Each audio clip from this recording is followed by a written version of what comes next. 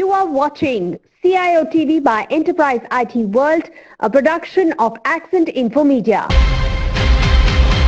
Hello and welcome to CIOTV.live, a sister concern of Enterprise IT World. We have been speaking to the entire stakeholder of the tech industry about their opinion, about their understanding, about their practice in different areas, starting from data center to cloud to cybersecurity to automation and AI and other stuffs which are emerging, including metaverse and NFT kind of stuff. So today we have Mr. Amit Singh, who is the Managing Director for Zenlayer Networks India and Private Limited. Amit, thank you very much for taking time out and speaking to CIOTV.live. Thank you, Sanjay, for inviting me. It's an honor. All right, Amit, I know that you are a busy man. You have got 20 years plus experience in sales and marketing in this subcontinent in the area of telco and IT industry. I think before joining Zenlayer, Amit was with Reliance Data in the position of Reliance Jio, in fact, in the position of AVP, Data Business, managing the global data sales and content alliances for the biggest 4G network in the world. The personal trait, I can say that Amit believes in customer delight. So that's the reason he believes in customer advocacy, and he has proven record of delivering growth and ensuring enhanced customer experience. Amit, once again, welcome to this conversation. Hopefully this is going to be very, very interesting and meaty in terms of the subject matter for the audience. Yes, Sanjay, absolutely. I'm excited about it. So, okay, what is your observation in terms of technological adoption or digital transformation in India or in this subcontinent? Okay. I think, Sanjay, I mean, when a few years back, the conversation was only limited to the living rooms or to, offices where people used to talk about that India needs to be a digital economy. But I think that is all been changing really fast. And I think the outbreak has also worked as an accelerator for this. And with the government jumping in on the Digital India initiatives and so many other digital transformation goals, that suddenly, the country is talking about building a digital infrastructure. Mm-hmm. People are accepting the digital economy really fast. I mean, you can take examples of the digital payments, how it took a precedent, and nowadays you see people don't even carry cash with them. So I think this is slowly going on and improving with the speed and connectivity coming into play, internet building in, digital platforms coming in, a population of 1.32 billion with 800 million internet users, people streaming videos. You see kids on the street recording videos and putting it. So slowly the entire business and the ecosystem is building onto a digital transformation. And people along with industries, whether it's the healthcare, whether it's governance, whether it's energy, education, are all jumping onto it. I mean, for example, during COVID, we had the education and online tutorials coming in into a major way, and not just into cities, but this was widespread into villages and rural towns as well. So I think the country is preparing itself at the grassroots level for a big digital transformation. And somewhere people like us, industries of IT and other enablers are pushing this more, and with the 4G boom, and I'm sure with 5G on the cards, this is further going to enhance the Indian landscape completely. All right, I think the recent announcement of 5G of the spectrum allocation bidding going to happen next month end, July end. That's right. One big thing that the government of India has already cleared. The other one is that connecting your credit card with the EPI so that you can pay. Also, look at the network growth going to happen in future times, and how much of digital consumption or content storage is required, churning of data is required. Absolutely. And also, if you see one more thing that I missed to mention was the data localization, which the government is trying to put into systems, and that's the reason you see right now a digital economy in terms of a data center landscape coming up. You have cities like Mumbai, Chennai, Delhi buzzing with more and more data centers.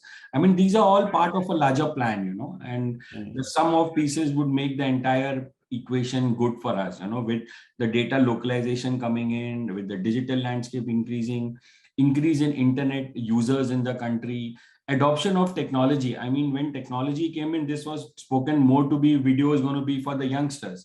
But if you see right now, you have grandmas and grandmoms also onto the network, somebody watching a Saas Bahu serial on phone, So the entire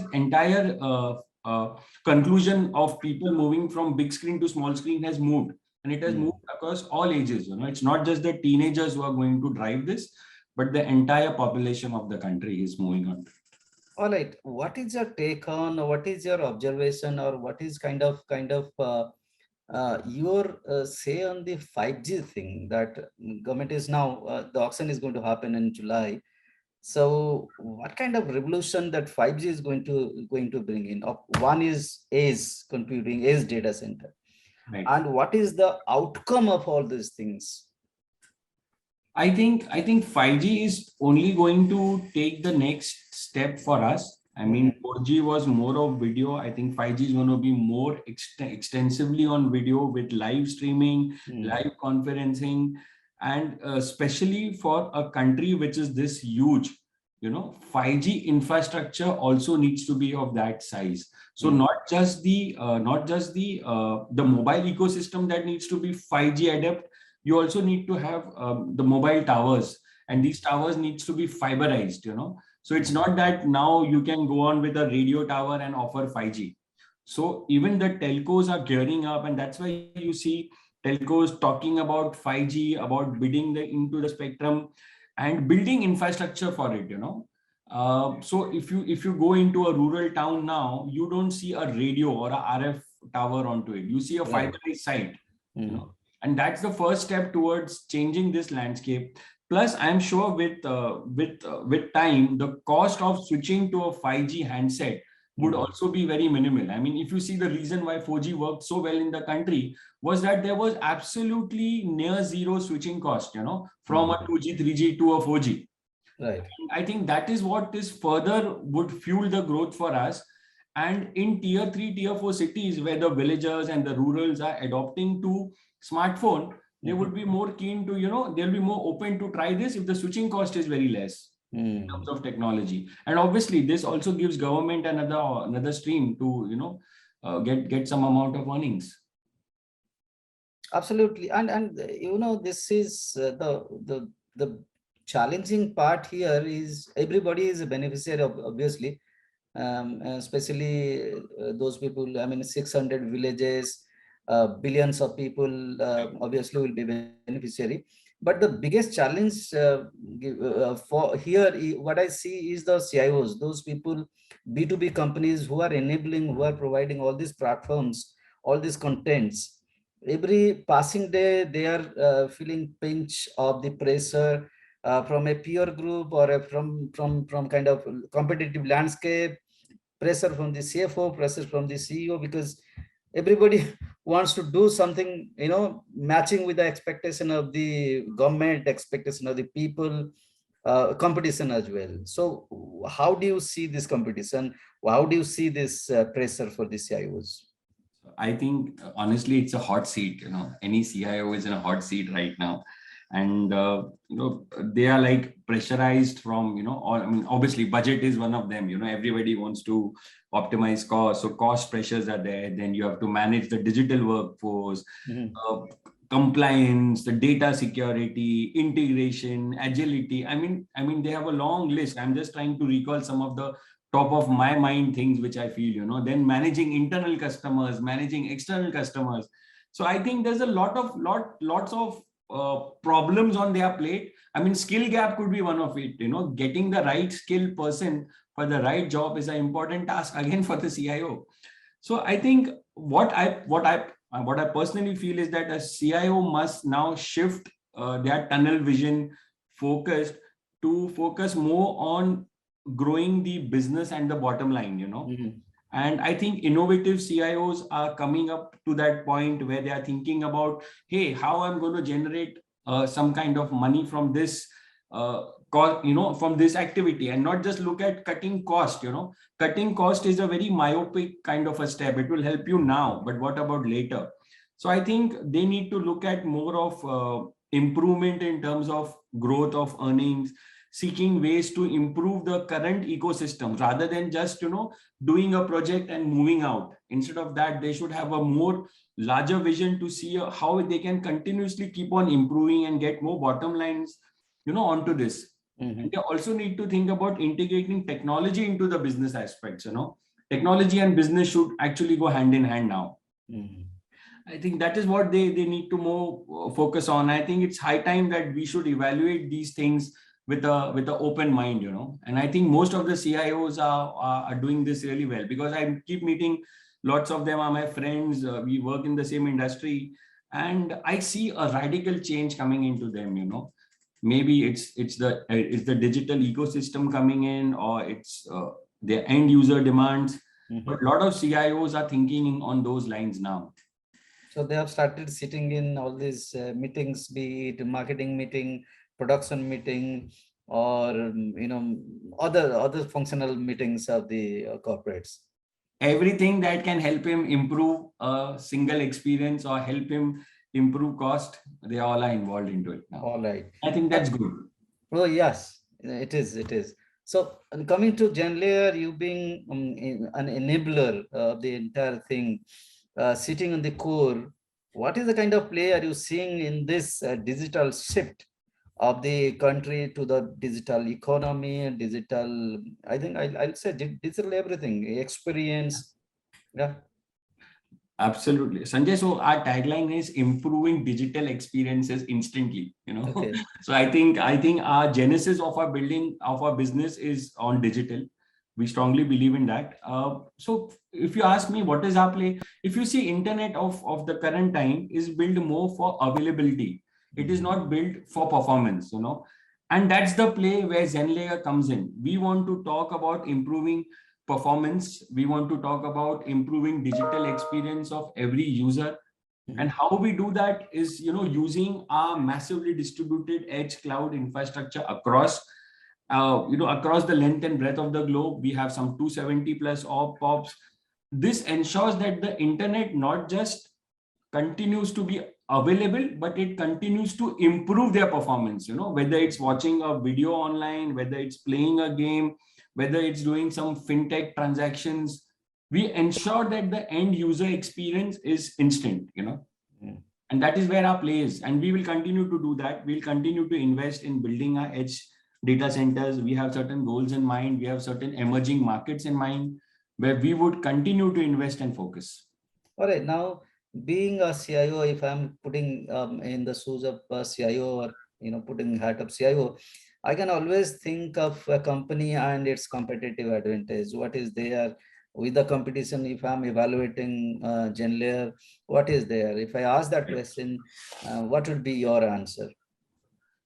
Okay, that's a tough one. So let me wear my sales hat now. So Sanjay, see what helps us is that we are not a telco, we are not a hyperscaler.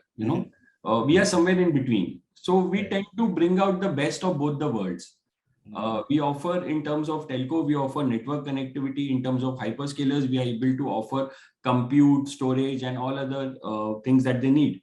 So I think one of our biggest strength would be that we are very agile. We are a very agile company. We have a global network which is spread all across, which helps any enterprise who wants to come into India or go out of India or go into many multiple markets to use us. We are hyper connected, and all this network is available on the click of a button. So it's all self-automated. A customer can just come, spin up anything, use a compute resource anywhere, and just go online. So there are a lot of instant deployments that we support. So I think any company or any enterprise who needs a local delivery pattern, who needs an instant connectivity, who needs to monitor and have visibility of the entire network that is getting served, I think we are one of those best bets for them, you know. So because we bring in the beauty of connectivity, we bring in the beauty of compute as well. I think that is what my recommendation would be in terms of our point of presence. All right. And any count you have in terms of your physical presence? Because India is such a vast country. Decision making happens in not only these days in four major cities, in smaller cities as well. Yes, I mean, see, I mean, we have, so what we've done, Sanjay, is that we have classified ourselves in terms of global strength points and India related strength points as well. So globally, as of yesterday, I was 270 pops. I don't think our team must have added another pop by now, but our target is to reach 300 pops by end of this year. That's from the global point of view. Now, from India point of view, if you see, we have 30 plus pops covering the length and breadth of the country. And this does not include just the Mumbai, the Bangalore's, the Delhi's, the Hyderabad, the Chennai's. We are there in tier 2, tier 3 cities like Bhopal, Nagpur, Patna, Agra, Lucknow. So we know that the users are beyond this, are into these regions, you know. So we want to ensure that we have a delivery pattern where we cover at least 70% of the internet population and deliver the content under 20 milliseconds across the globe. You know, so that's where we are trying to focus ourselves. And also, if you see, Sanjay, our biggest strong point is that we have a very conducive business environment with all the data center partners in the country, all the telcos in the country, all the ISPs in the country. We work with everyone, you know. For example, I mean, we are among the only one who can say that who has 8 point of presence only in a city like Mumbai. I mean, you name the partners, you name the DC in Mumbai, and we are working with that DC. Okay. You know, and with 1,000 plus racks only in a city like Mumbai. So we have a very good working relationship with all these partners, with all the telcos. And that is where I think somewhere our strong point is, you know, we are the middle tier between the telco, between the eyeball, between the population. And that is what helps us to ensure that the user gets a better experience. And that is our final goal, you know. So whether it's a content to be delivered in a city like Patna, or content to be delivered in a South City, in Madurai somewhere, or something to be delivered in Jalandhar with any of the ISPs there, no, we ensure that the content and the eyeball meet seamlessly. And that is, I think, our biggest USP, Sanjay. All right, if you have permission to take names of your customer, not many, if you can showcase some of the customers, okay, be really nice on the one side. The other side is, if not, no problem. No, I'm not too sure whether the NDAs are in place or no. So I have no problem. No but problem. then I can give a larger overview that lot of short video platforms they use us. You think about the top 5 gaming companies in the world, they use us. You talk about crypto, fintech companies, blockchain companies. One of the biggest blockchain companies, they use us. You know, so it's a mixed bag. A lot of education online portal, unfortunately I can't name, but I think you know, if you can think of top 5 in the gaming, top 5 in the fintech vertical, top 5 in blockchain, or all of these, most of them are using us, you know, either in India or outside market, because we are pretty big in all other markets as well. All right, and the other side, the tech alliances you have, where as a CIO, I can look at you that you also bring in other technologies along with you, or you have got strength at the back end. Maybe you can reveal some of the names, the pops that you have in the colo situation or cloud situation, right? Okay, so in terms of colo globally, if I talk about, we work with everyone. We are working very well with Equinix as well. In fact, we got their Asia Pac Best Partner Award as well in 2021.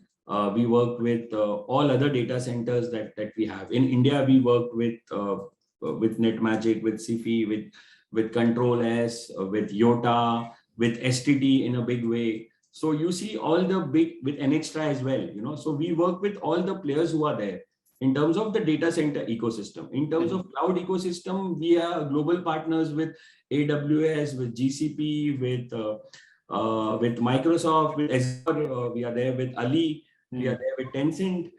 In terms of hardware, we work with Dell, we work with Intel for the chips, we work with Cloudflare for the DDoS part. We have our own DDoS platform as well.